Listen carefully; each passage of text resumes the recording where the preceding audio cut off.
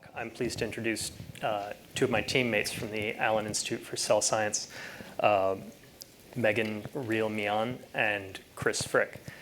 Megan is on the animated cell team, and Chris is on the assay development team. The talk they are giving today together is titled Integrating Cells, Moving Through Mitosis and into the Nucleus. Please join me in welcoming them.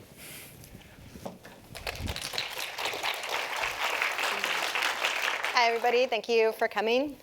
Today, we're going to be talking about our efforts to integrate data into unified models of cells. And so I'm going to be talking about specifically our integrated mitotic stem cell model, and then I'm going to hand it off to Chris, who will talk about modeling the nucleus.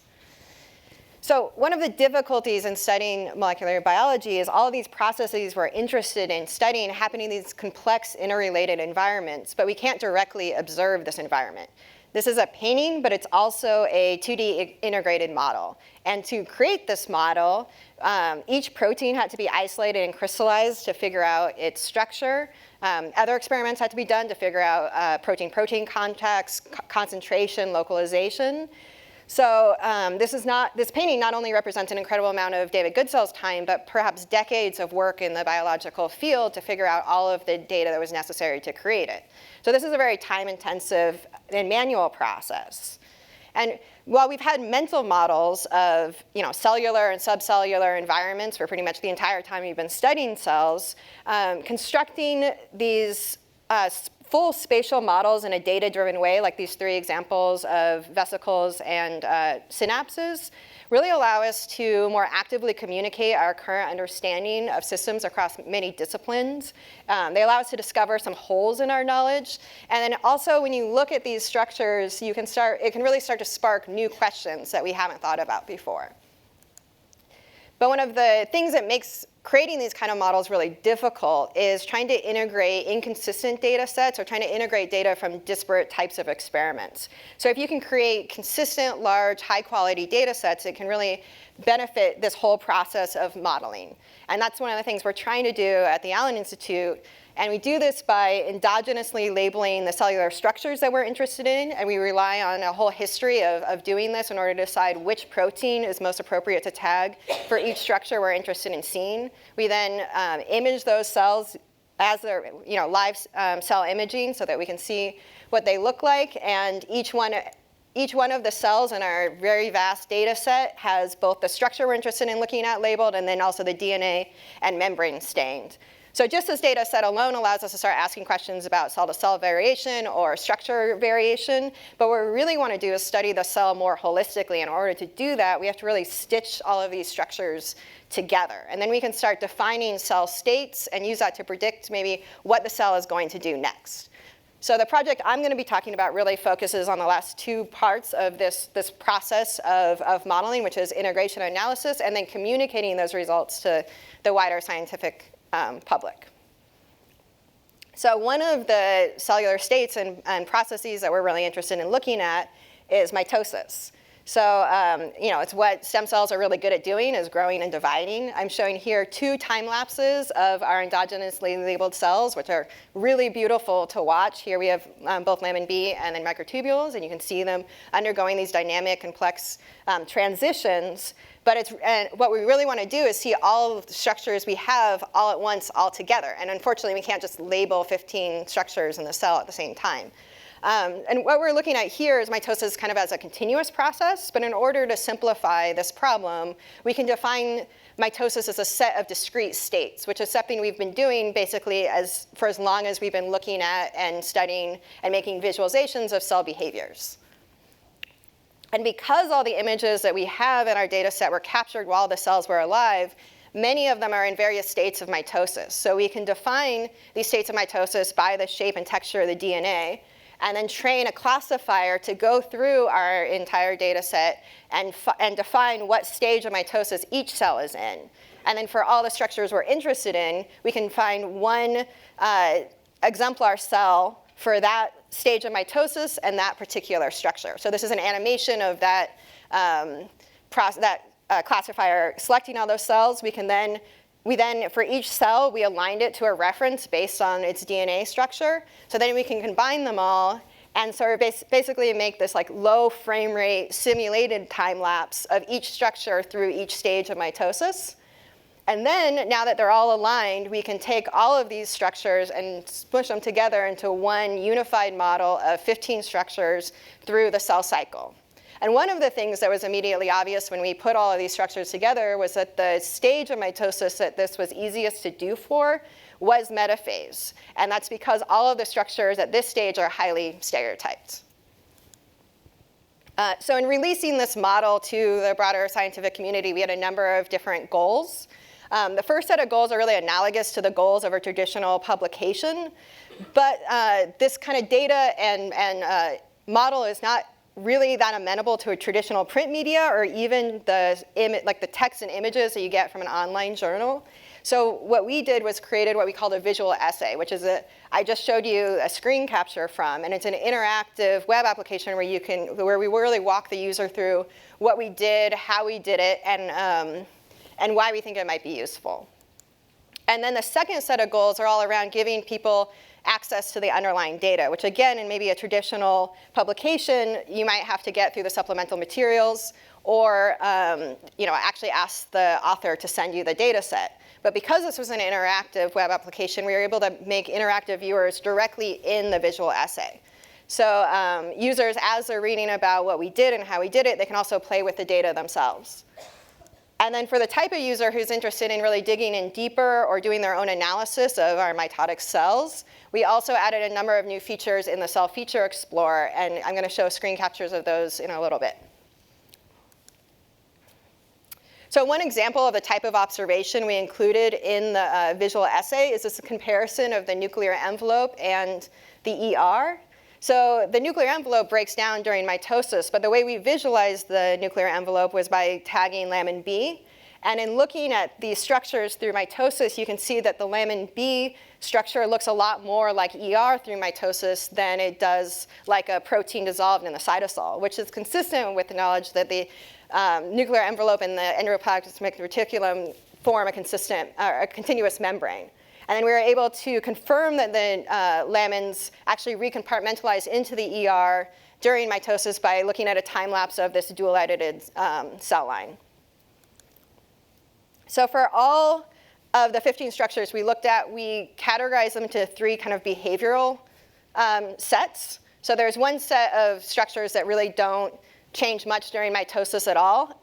But then for the sets that do change, one of the things that we also noticed by looking at this data set is that when the stage at which they undergo their change all happens around the same time, which is at early prometaphase. So this is sort of an early observation, and we're trying to look at, the scientists here are starting to look further into how interrelated all of these steps are in comparison to each other. So like I said, we really wanted to give people access to this data. So I've been showing this grid of images, but in the visual assay itself, this is interactive. So the user can click on any one of these cells and open up a little viewer and see the Z-stack, the underlying data. And then we also created this 3D viewer where you can see the actual model. We have a number of different rendering styles to look at it, and you can turn each one of the structures on and off, and also change the stage of mitosis you're looking at. And then for users who wanted to do a deep dive or explore the raw data, we have the Cell Feature Explorer. So here I'm showing each one of the dots on this plot represent an individually segmented cell. Right now they're being graphed by nuclear volume and cellular volume. But like I said, that mitotic classifier was able to identify what stage of mitosis each one of these cells is in. So I can then color each one of these cells by their mitotic stage. So gray is interphase. And you can also graph by mitotic stage. So if you wanted to select and download all the stages in metaphase, or all the cells in metaphase, you could do that. And then for the 75 cells that make up the integrated mitotic stem cell, we created what we call an album. So this is all of the cells that make up the unified model. You can click on any one of them, open that cell in our 3D viewer, adjust the rendering, and then also download that data.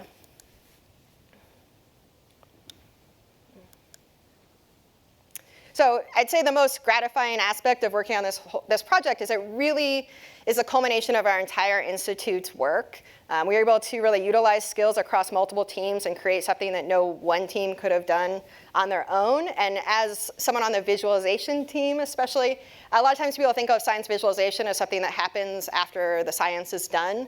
But on this project, we're really embedded in all of these different processes. So this particular model was challenging to integrate and challenging to visualize, and the visualization tools that we built helped really help the scientists both create and refine this model. And then we're also able to really think about and try to push what we think scientific communication and publication might look like outside the confines of traditional publications. So at the Institute in general, we've been working towards this goal of being able to take a cell and predict or visualize where all the structures in it will be. We currently, over the last couple of years, we have developed 2 machine learning models to this end, and now we have this superposition model as well. We're interested in not just what the cells look like in interphase, but what they look like in different behavioral states. So this is our first attempt at modeling what the cells look like through mitosis. And then this morning, you heard our first efforts into looking at the behavioral states from going from an undifferentiated cell into a cardiomyocyte. But we also have this dream of integrating cells at multiple spatial scales in which we'd be able to zoom into specific organelles to characterize their substructures or finer molecular details. And our first priority into doing this is to model the nucleus, which is now what Chris is going to tell you about. Thank you, Megan. So I'm very excited to have an opportunity to tell you about our efforts into diving into the organization of the nucleus. And I think what we are able to achieve ultimately will really let us get at exciting questions about how nuclear organization relates to cellular function. So as a brief reminder, I want to show you again our workflow for creating integrated cells. We begin with our gene-edited human-induced pluripotent stem cells that endogenously express fluorescent proteins that localize to key structures of interest. We perform high-replicate, high-resolution 3D imaging in a highly reproducible manner that enables us to generate large data sets that we can use to perform spatial integration. And so doing this for the nucleus, which represents about 30 to 50% of the volume of our iPS cells, we want to achieve a model that can answer key questions. What are the key nuclear structural landmarks? And is there a reference system for the structures within the nucleus? How does the 3D genome fit in? And then how does nuclear organization vary from cell to cell and from cell state to cell state?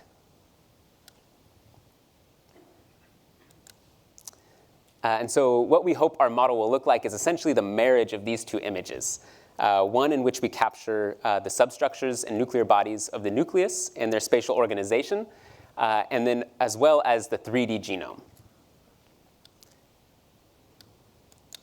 And to do this, we are collaborating with the 4DN, or the 4D Nucleome, which is an NIH Common Fund program that aims to understand the principles behind the 3-dimensional organization of the nucleus in space and time, and the role that nuclear organization plays in cellular function, both in normal and disease contexts.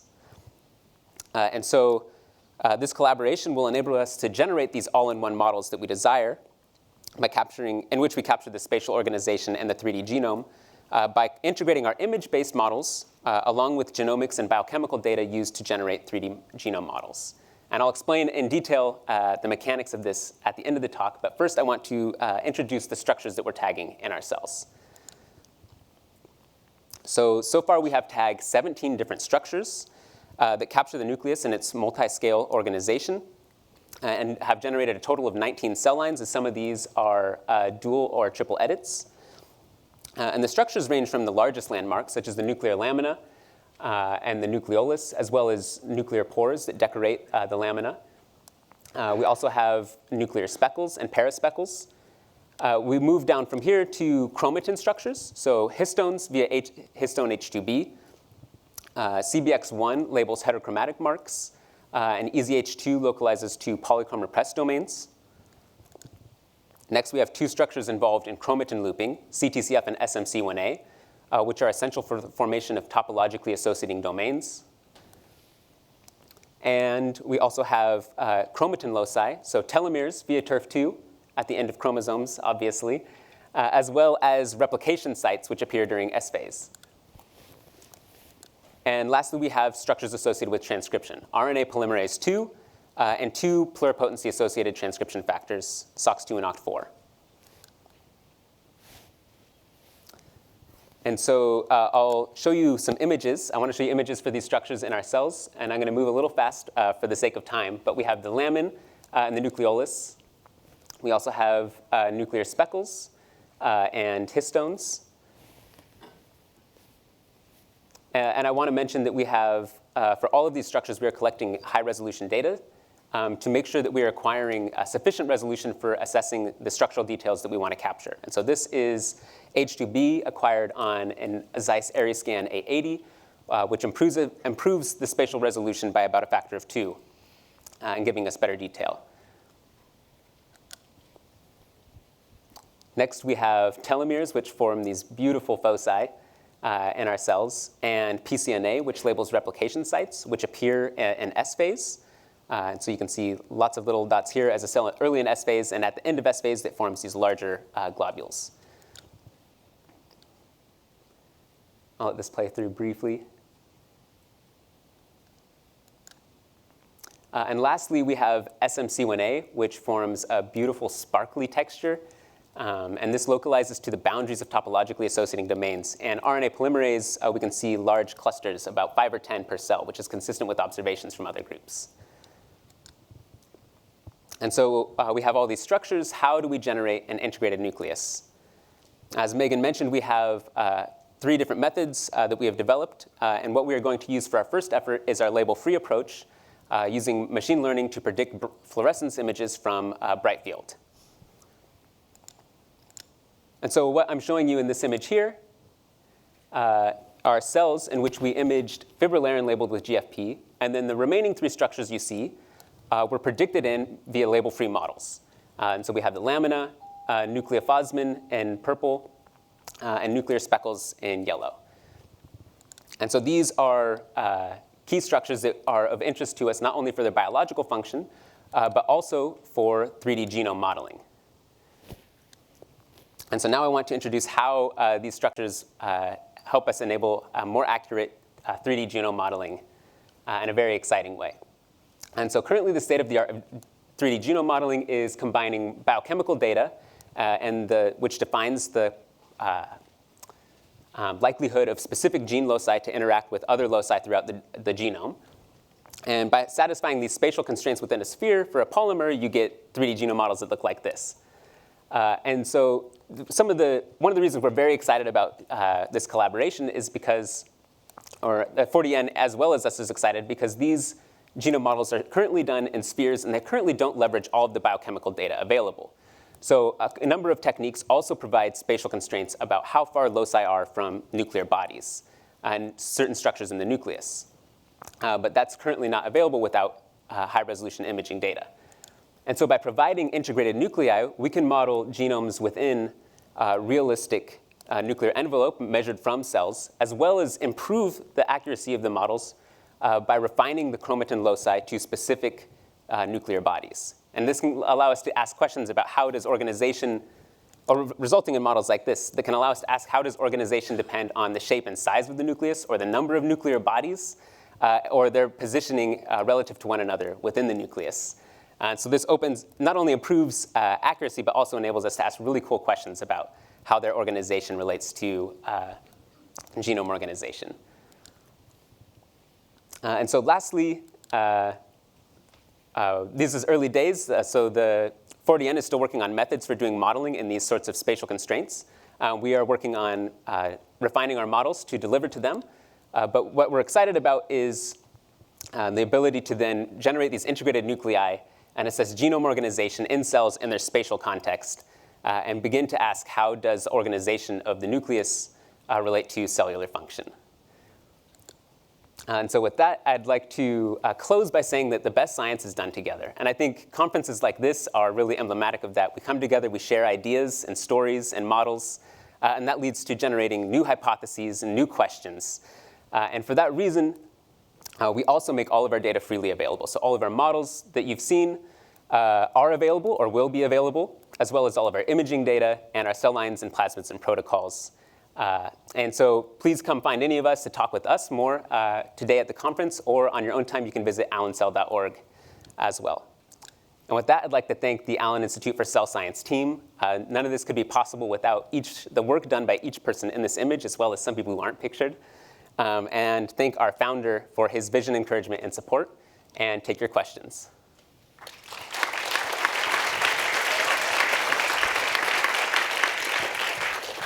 And again, please raise your hand, and someone will bring you a mic.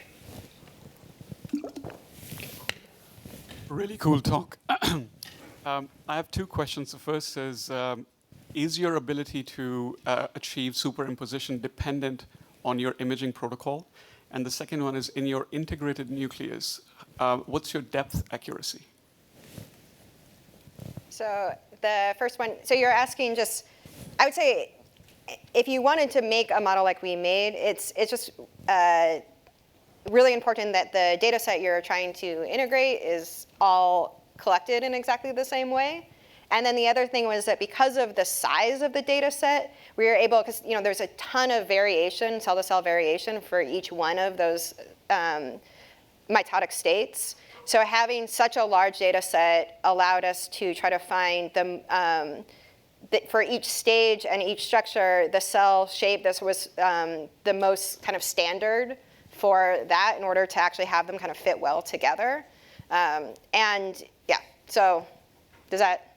Just so if I use a particular protocol, can I amend it to or produce images using that if I use your pipeline then create similar images? Is what I'm getting at. Okay. And with regards to and then you said depth of the depth accuracy. Depth accuracy of what specifically? So typically you lose resolution in the third dimension at some point. So how do you correct for it, or is this not an issue for you? It's not an issue for us. So our cells are like about 10 microns tall. And so the imaging at that depth is not really an issue for us, yeah. Got it, thank you. I was curious, I imagine that it could be difficult to model dynamic protein-protein modifications or interactions with just like tagging proteins, but do you think it might be potential in the future to use bright field machine learning to actually be able to visualize protein-protein modifications? I have no idea if it will be possible, but I think that's a super cool idea. Yeah, it would be a lot of fun to try, but I'm not sure. Yeah. Thank you. Great idea, though.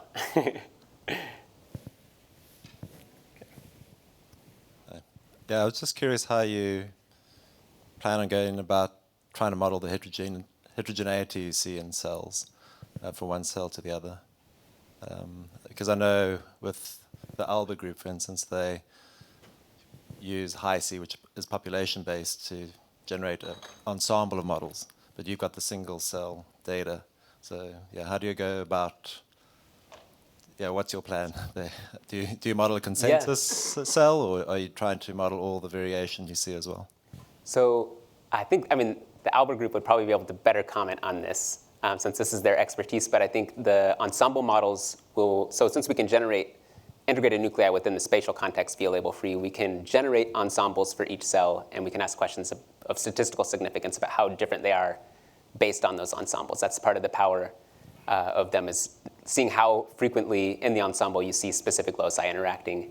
So I think that's one of the ways that we can approach it, but I think it will necessitate really looking into the methods to see how well we can generate these for single cells and what accuracy we can get. So that's still an open question, but yeah, it's a good question too. And I guess question up here. So I see that you have the ability to look at the different organelles with high resolution, but the ultrastructure of the cell, the membrane, and other features structural, are you guys also incorporating that into your modeling? Because I think that might address some of the questions that are being asked about the variations in the cells. Because two cells that are the same dividing, they don't have the same structural shape, even though they have everything else the same. Are you guys, because you're imaging and bright field and things, you're collecting the information. How are you guys going about incorporating all of that? Yeah, so one of our machine learning models does exactly that, where it's starting with just a cell and nuclear shape, and then asking, can we predict probabilistically what each structure would look like? And it can do that quite well, and especially for certain structures and certain structures during interphase. And so that really gives us an idea of the total variation in our data set for both the structures and the cell and nuclear shape. Mitosis then is a little bit harder in general, partly because we have less mitotic cells in the data set to even learn from. But then there's also just so many more dynamic things happening, so it's less consistent data. But all of this, yeah, is very dependent on the cell shape. Has a lot to do with what everything inside it's going to look like. And I don't know if you have anything to add on that. I think that's perfect. Okay. Thank you. Okay, so I think that's it for questions. Please join me in thanking Megan and Chris.